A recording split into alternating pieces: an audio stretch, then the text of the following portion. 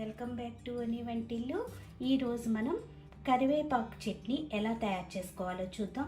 కూరల్లో వేస్తుంటే చాలామంది మనం తీసి పక్కన పెట్టేస్తూ ఉంటారు కదా.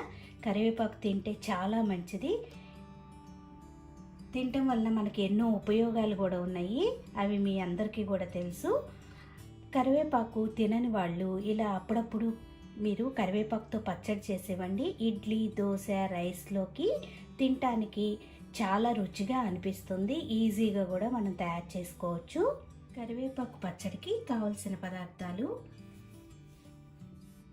3/4 కప్పు పచ్చి కొబ్బరి తురుము, 1 కప్పు కరివేపాకు, 1 టేబుల్ స్పూన్ పల్లీలు, మీ స్పైస్ని బట్టి ఎండుమిరపకాయలు తీసుకోండి. నేను ఇట్లా 4 ఎండుమిరపకాయలు తీసుకున్నాను.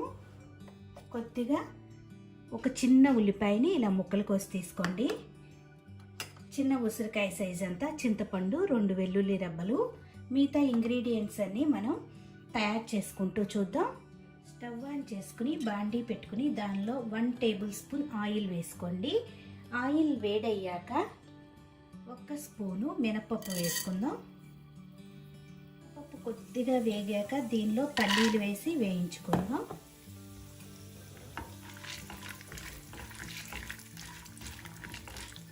పల్లీలు కొద్దిగా వేగాక దీనిలో ఎండుమిరపకాయల్ని తుంచి వేసుకోండి.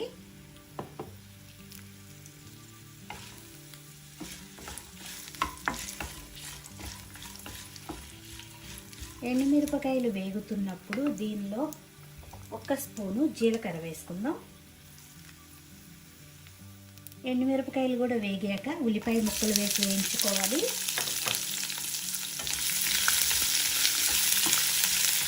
కొద్దిగా వేగాక కరివేపాకు వేసుకుందాం.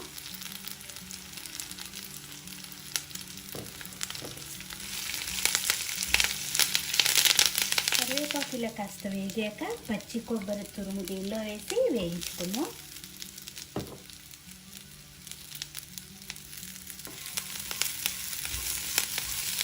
కొబ్బరి వేగాక లాస్ట్గా 2 వెల్లుల్లి గబ్బాలను వేసి వేయించుకోవాలి.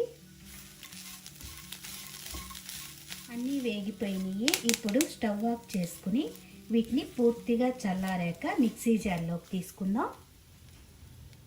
ఇలా మిక్సీ జార్లోకి తీసుకున్నాక దీనిలో చింతపండు వేసుకుందాం.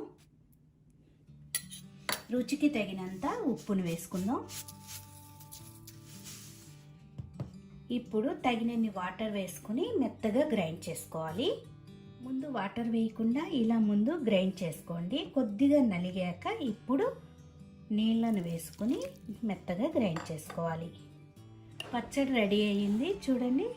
దీన్ని ఇప్పుడు ఒక గిన్నెలోకి తీసుకుందాం. ఇలా పచ్చడి తీసుకున్నాక దీనికి ఇప్పుడు తాలింపు ఎలా వేసుకోవాలో చూద్దాం. స్టవ్ ఆన్ చేసుకుని బాండీ పెట్టుకుని 1 స్పూన్ ఆయిల్ వేసుకోండి. ఆయిల్ వేడయ్యాక ఒక ఎండుమిరపకాయని తుంచి వేసుకోవాలి. అట్లాగే 2 వెల్లుల్లి గబ్బాలని కొంచెం దంచి వేసుకోండి.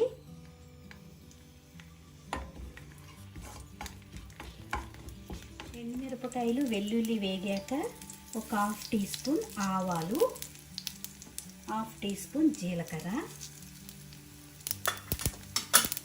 కొద్దిగా కరివేపాకు. తాలింపు వేగిపోయింది. ఇప్పుడు స్టవ్ ఆఫ్ చేసుకుందాం. ఈ వేయించుకున్న తాలింపుని పచ్చడిలో వేసి కలుపుకోవాలి. ఎంతో టేస్టీగా ఉండే కరివేపాకు పచ్చడి రెడీ అయిపోయింది. ఇది ఇడ్లీ, దోశ, రైస్లోకి తినడానికి చాలా బాగుంటుంది. మీరు కూడా ఒకసారి నచ్చితే తప్పకుండా ట్రై చేయండి. వీడియో నచ్చితే లైక్ చేయండి, షేర్ చేయండి, కామెంట్ చేయండి. మరిన్ని వీడియోల కోసం వని వంటిల్ని సబ్స్క్రైబ్ చేసుకోండి. Thank you for watching.